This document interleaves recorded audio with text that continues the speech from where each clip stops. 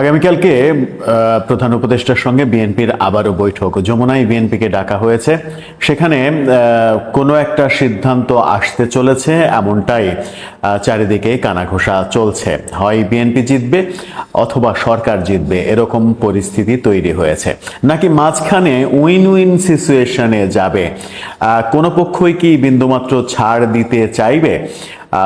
BNP যে কোনো মূল্যে বিজয়ী হতে চাইবে, সরকারও যে কোনো মূল্যে চাইবে ডিসেম্বরের 31 তারিখে নির্বাচন যেন না হয়।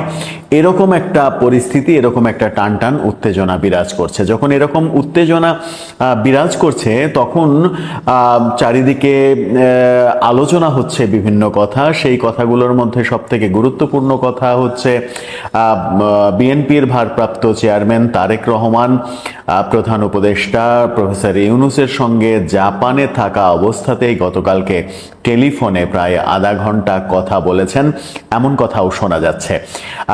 কোন কথার বাস্তবতা কি, সেই আলোচনাটা করার চেষ্টা করবো এই ভিডিওতে। তাহলে বিএনপির সঙ্গে প্রধান উপদেষ্টার আবারও বৈঠক। আগামীকালকে বিএনপিকে ডাকা হয়েছে যমুনাতে। আবার প্রধান উপদেষ্টা দেশে ফিরেছেন জাপান সফর শেষে। আজকে বিএনপিকে ডাকা হয়েছে।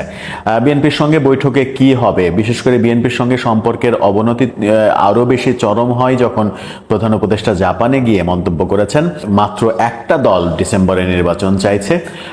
সেই মন্তব্যকে কেন্দ্র করেই আসলে বিএনপি প্রতিবাদে মুখর হয়েছে এবং বিএনপি সহ অন্যান্য রাজনৈতিক দলগুলোও সোচ্চার হয়েছে। তারা বলছেন যে বিএনপি নেতা, আজকেও একজন বিএনপি নেতা বলেছেন যে 52টি রাজনৈতিক দল নির্বাচন চাই। গতকালকে এক বিএনপি নেতা বলেছিলেন যে শতাধিক রাজনৈতিক দল বাংলাদেশের নিবন্ধিত অনিবন্ধিত তারা ডিসেম্বরের মধ্যেই নির্বাচন চায়। এরকম পরিস্থিতি যখন ঘোলাটে হচ্ছে তখন আবারও যমুনাতে তাদেরকে ডাকা হয়েছে।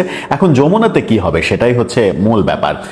যমুনাতে যে কোনো একটা সিদ্ধান্ত কালকে হবে, এটা নিশ্চিত করে বলা যায়। কি সিদ্ধান্ত হবে? হয় নির্বাচনের রোডম্যাপ ঘোষণা করা হবে, ডিসেম্বরের মধ্যে নির্বাচনের রোডম্যাপ ঘোষণা করা হবে, অথবা বিএনপিকে যদি সমঝোতায় না নিতে পারে সরকার, তাহলে প্রফেসর ইউনূস পদত্যাগের সিদ্ধান্ত নিতে পারেন। এই দুটো আলোচনাই সব থেকে বেশি চলছে। দুটোর যে কোনো একটা সিদ্ধান্ত হবে, আইদার নির্বাচনের রোডম্যাপ অথবা প্রফেসর ইউনূসের পদত্যাগ। প্রফেসর ইউনূস বিএনপিকে রাজি করাতে না পারলে শেষ পর্যন্ত কি সত্যি পদত্যাগ করে চলে যাবেন?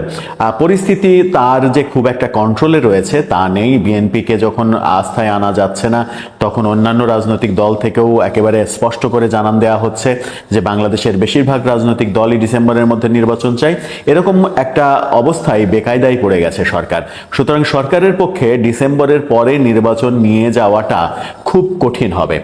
তারপরেও তারা চেষ্টা করবে।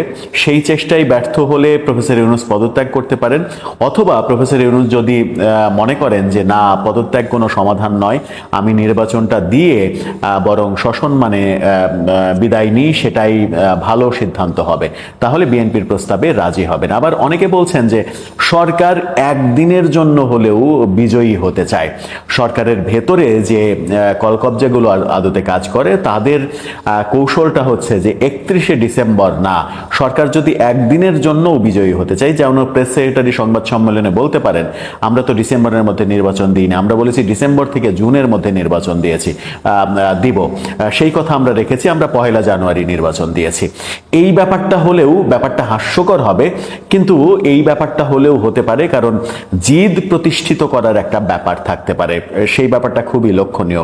সেক্ষেত্রে বিএনপি হয়তো দেখবে যে একটা মাত্র দিন, আচ্ছা মেনে নিই, কিন্তু সরকার পরবর্তীতে সরকারের অতি উৎসাহী প্রেস সেক্রেটারি তিনি বলবেন আমরা তো বলেছিলাম ডিসেম্বর থেকে জুনের মধ্যে নির্বাচন দেব, সুতরাং তো আমরা ডিসেম্বর থেকে জুনের মধ্যেই নির্বাচনের ঘোষণা দিয়েছি, 1 জানুয়ারি নির্বাচনের ঘোষণা দিয়েছি, বিএনপির কথা মতো 31শে ডিসেম্বরের মধ্যে তো নির্বাচনের ঘোষণা দিইনি।